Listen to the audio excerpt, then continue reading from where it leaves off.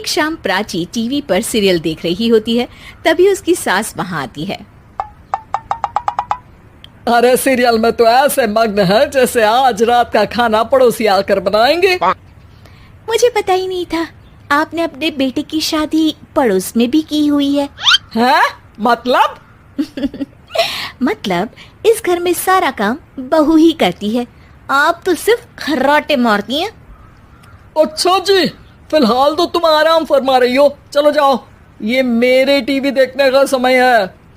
आहा, इसीलिए मुझे भगाया जा रहा है। सॉरी, अब तो बिल्कुल नहीं जाऊंगी। प्राची की इस बात पर दोनों सास बहू के बीच टीवी रिमोट के पीछे बच्चों जैसे छीना झपटी शुरू हो जाती है, जिसके बीच श्लोक भी काम से घर वापस आ जाता है। हाँ, आज मेरी चूहे बिल्ली की जोड़ी किस बात पर झगड़ रही है? अरे तेरे बीवी मुझे टीवी ही नहीं देखने दे रही। अरे तुम्हारी मम्मी मुझे खाना बनाने के लिए फोर्स कर रही है। अरे वाह, ऐसे बेतुके रीजन पर तो बच्चे भी झगड़ा नहीं करते।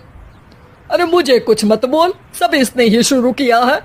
हाँ हाँ, जैसे आप तो बहुत दूध की धूली है ना। अरे बस, दोनों चुप। प्राची जाओ, खाने की तैयारी करो। और माँ तुम छोड़ो, तुम्हें क्या बोलूं, शांति से अपना सीरियल देखो, मुझे दोबारा लड़ने की आवाज सुनाई नहीं देनी चाहिए। ऐसा बोलकर श्लोक वहां से चला जाता है, जिसके पीछे पीछे प्राची भी कुछ न कुछ बड़बड़ाते हुए रसोई में चली जाती है। हाँ हाँ, सासू जी को तो कुछ बोलेंगे ही नहीं, बस मुझ पर ही हुक्म चलता है, खाना बनाओ, जैसे मैं इनके घर में खाना बनाने के लिए आई हूँ।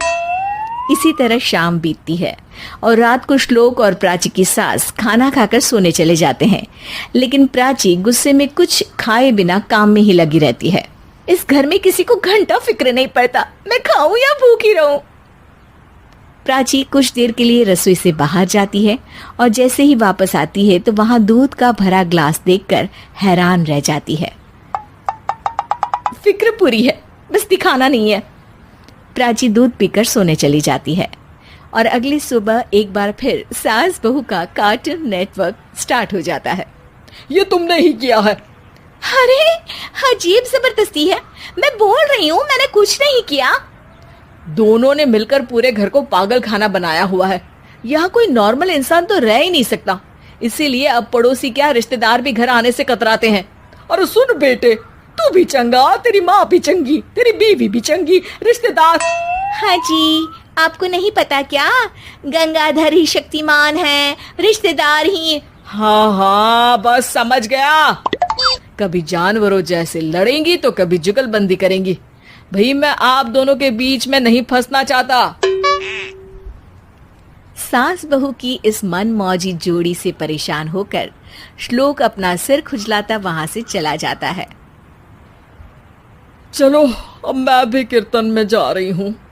इस पर जैसे ही सास कमरे में अपना पर्स लेने जाती है तो वहां नाश्ते की प्लेट रखी देख मुस्कुराने लगती है और नाश्ता करके घर से बाहर निकलते हुए कुछ पैसे टेबल पर रख जाती है, जिसके कुछ देर बाद सिलेंडर वाला घर आता है।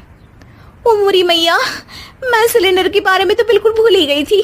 घर खर्च के सारे पैसे भी मम्मी के पास है और श्लोक से बोला तो उल्टा 4 बात सुनाएंगे। प्राची ये सोच ही रही होती है कि अचानक उसका चेहरा चमक उठता है और वो घर में आकर इधर उधर देखने लगती है। तभी उसकी नजर टेबल पर रखे पैसों पर पड़ती है, जिन्हें वो सिलेंडर वाले को दे देती है। ये सब श्लोक देख लेता है।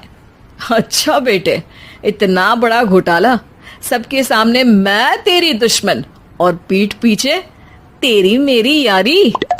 इस पर श्लोक एक प्लान बनाता है और शाम को सब एक साथ बैठे होने पर बोलने लगता है। माँ, तुम दोनों की बहुत लड़ाई होती है, इसलिए मैं सोच रहा हूँ कि प्राची को उसके घर छोड़ाऊं, इससे वो भी खुश रहेगी और तुम भी। अचानक श्लोक की ये बात सुनकर सास बहू शौक से उसकी तरफ देखती है।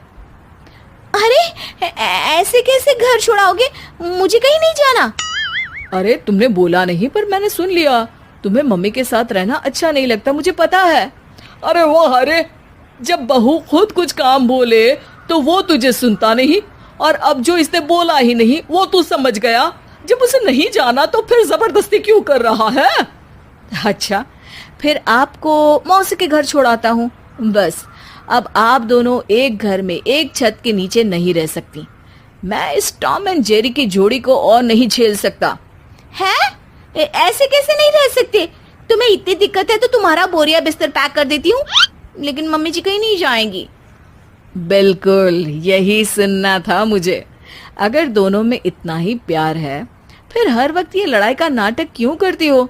देखा मैंने कैसे माँ किचन में दूध रखती है और तुम उनके लिए कमरे में नाश्ता रखती हो, और कैसे वो पहले ही तुम्हारी दिक्कत समझकर घर में पैसे रखकर बाहर जाती है। अरे भाई, इतना ड्रामा तो डेली सोप में भी नहीं होता जितना तुम दोनों ने इस घर में फैलाया हुआ है। तू हमें टॉम एंड जेरी बोलता है ना, तो याद कर वो दोनों भी एक दूसरे को बाहर वालों की बुरी नजर से बचाने के लिए हमेशा सबके सामने लड़ते थे, लेकिन अकेले में दिक्कत के समय मदद भी तो करते थे। बस हमारा रिश्ता भी कुछ ऐसा ही है। और वैसे भी अगर सास बहू में तू मैं नहीं होती तो दुनिया वालों को कहानियां कैसे मिलेंगी? उम्मीद है कि आपको हमारी ये कहानी पसंद आई होगी।